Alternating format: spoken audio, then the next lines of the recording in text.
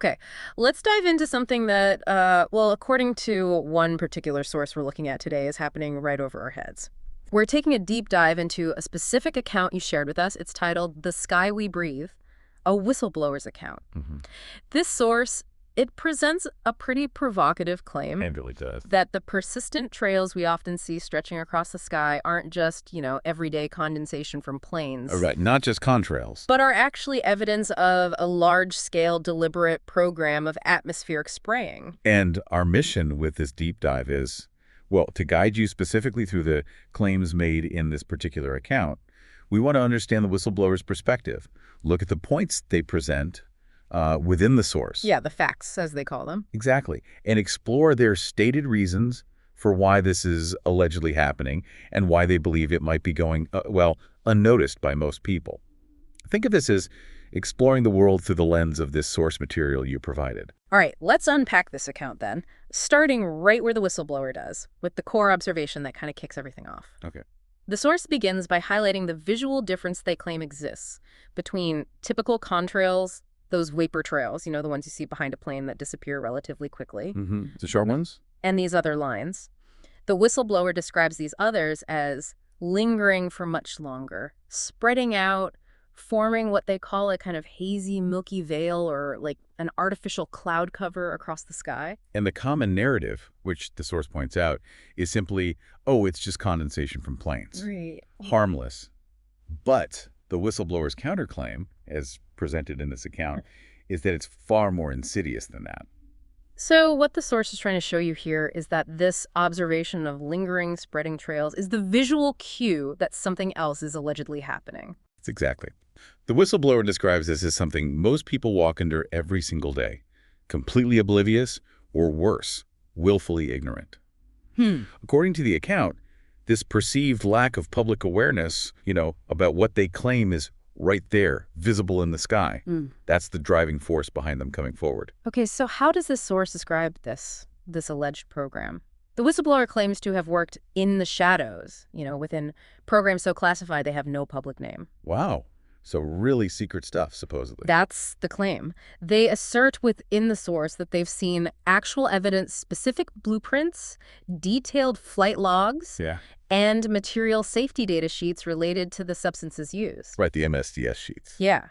And the central claim is that aerosols, essentially, fine particulate matter, are being released into the atmosphere on a scale that would, in their words, shock you. Okay, so a massive scale. And if we connect this to the bigger picture, the source attempts to paint. What's the claimed purpose?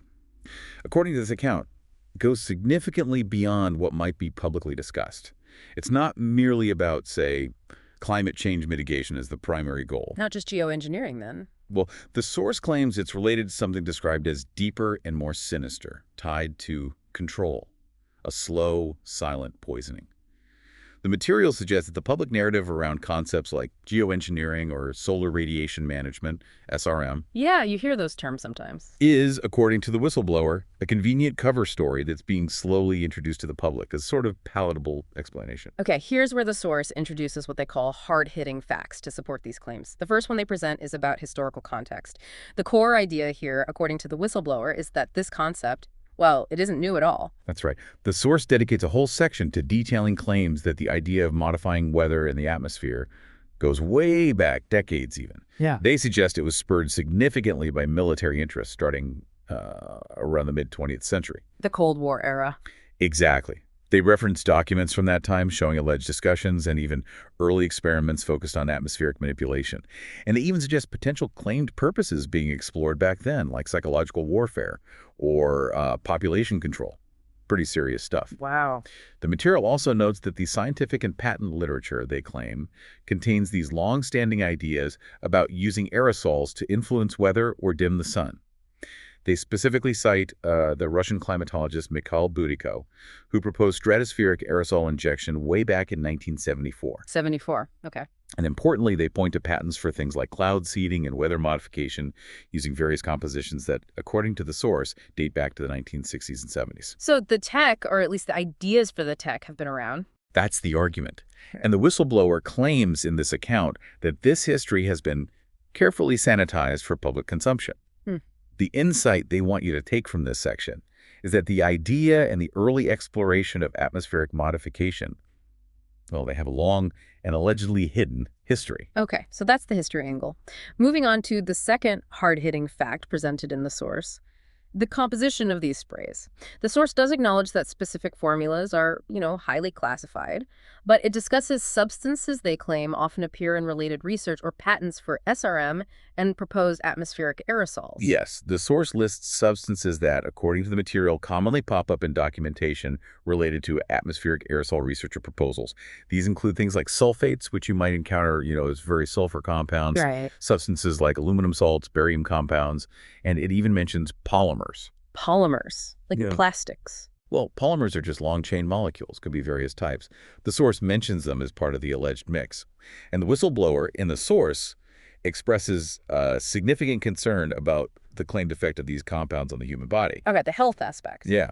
They connect this to general research mentioned in the source regarding atmospheric aerosols, even those just from regular pollution showing they can irritate lungs, cause respiratory damage, and contribute to cardiovascular disease. Right. We know air pollution is bad, but they're talking about specific extra stuff here. Exactly. And this raises an important question posed by the source itself. What are the long-term consequences of continuously inhaling substances like aluminum and barium, particularly if they're in the form of nanoparticles? Nanoparticles. Those are the really tiny ones, right? Easily inhaled deep into the lungs. Precisely. Incredibly tiny particles. The source claims that research into the effects of inhaling these specific compounds, especially over the long haul, is either suppressed or, well, yields results they don't want to disclose. Mm-hmm. The core point here, from Yeah. whistleblowers' perspective, is the alleged long-term health risk from inhaling these specific substances claimed to be present. Okay, so history, composition. The third hard-hitting fact from the source asks us to consider existing patents. Right.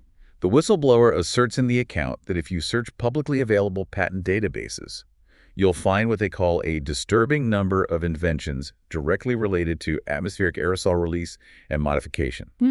They claim many of these patents are explicitly aimed at things like weather control, climate stabilization, or just delivery methods for atmospheric substances. What kind of patents are we talking about? Well, the source lists specific types they claim exist and are relevant.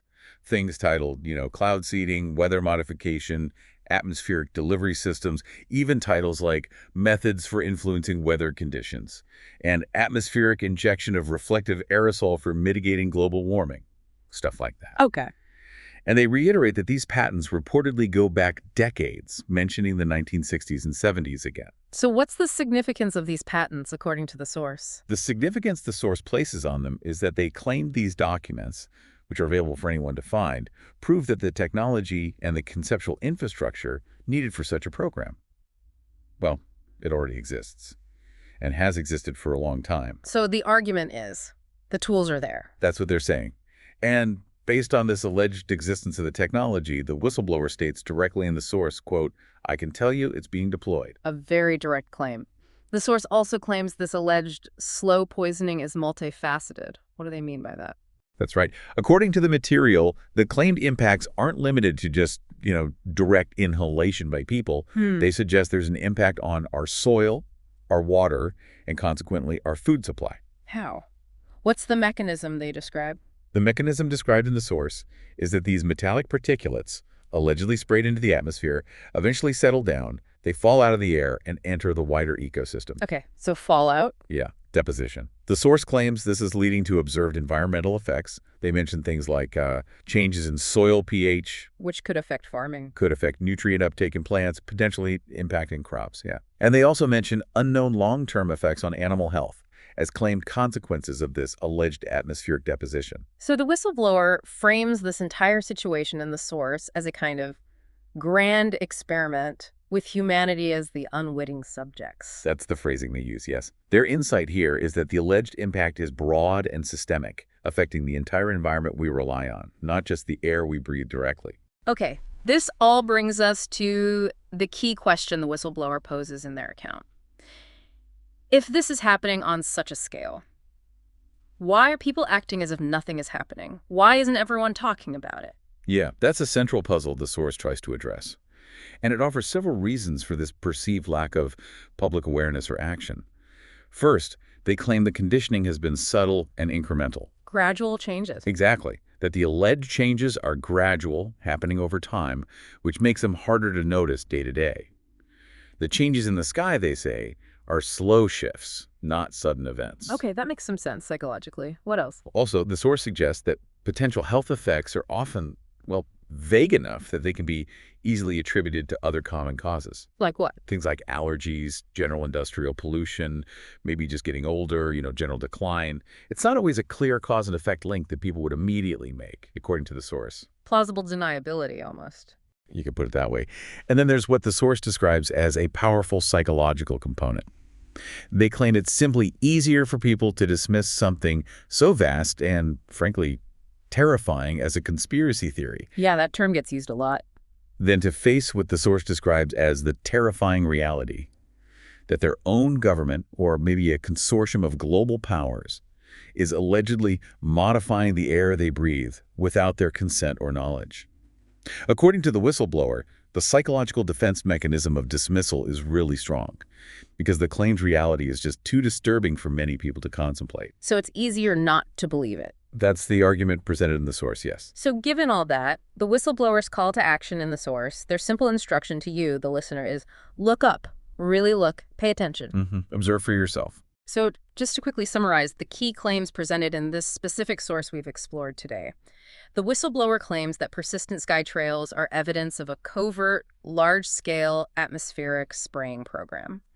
They allege aims beyond simple climate modification, possibly involving control and slow poisoning. Right. And they claim historical roots for this kind of activity going back decades. They mention substances like sulfates, aluminum, and barium as potential components, raising concerns about health implications, according to their account. Yeah, and they point to patents as proof that the technology and infrastructure exist as they interpret them. They describe alleged environmental impacts on soil and water. And offer psychological and societal reasons as they see them for why this might go largely unnoticed by the general public. So the relevance for you, the listener, is that this deep dive has explored the specific claims from one particular source, a source that strongly encourages you to question what you observe daily in the sky, and to consider documented history and technology related to atmospheric modification, again, as presented and interpreted within that source. We're just looking at what this account says. Exactly. It's about understanding the perspective laid out in the material you provided. Well, thanks for joining us on this deep dive into the source material you shared, The Sky We Breathe, a whistleblower's account. Ugh. Thanks for tuning in. And, as the whistleblower emphasized the subtle, incremental nature of the alleged changes and urged people to look up, really look. Here's maybe a final thought for you to consider. If you're curious to follow up on the source's suggestion, just out of personal interest, and pay closer attention to the sky based on their claims, what specific aspects of the sky might you choose to observe over time? Like, what would you actually look for? Right. And what kind of simple personal observation method, maybe just a note on your phone or a small journal, could you use to track any changes you notice if you wanted to follow the source's suggestion to observe? Just something to think about. Interesting point. Exploring source material like this, understanding different perspectives and the documented claims as they are presented, well, that's exactly what the deep dive is all about. Absolutely. We'll catch you on the next deep dive.